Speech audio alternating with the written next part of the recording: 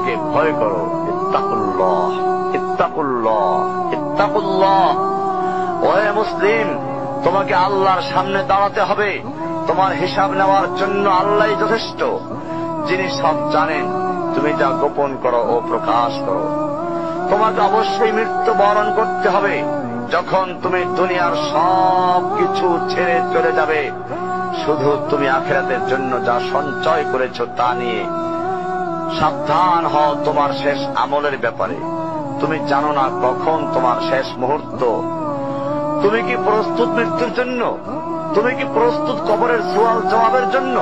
তুমি কি প্রস্তুত ভয়াবহ কিয়ামতের জন্য, হাসরের ময়দানের জন্য, হিসাব নিকাশের জন্য, আল্লাহকে জবাব দেওয়ার জন্য, মিজানের জন্য?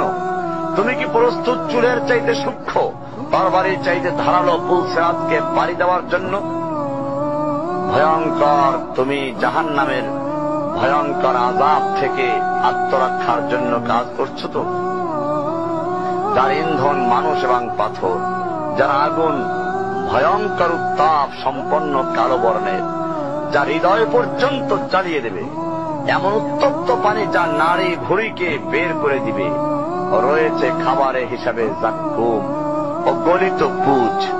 জাহান্নাম অসম্ভব গভীর, ভয়াল জায়গা, কঠোর হৃদয় ফেরেশতারা নিযুক্ত, যেখানে শাস্তির মাত্রা বৃদ্ধির জন্য শরীরকে অনেক বড় করে দেওয়া হবে। চামড়াগুলো জ্বলে যাবে, বের হতে চাইবে, বের হতে পারবে না। মৃত্যুকে ডাকবে, মৃত্যু আসবে না। ভয়ঙ্কর শাস্তি যা অনন্তকাল ব্যাপী চলতে থাকবে।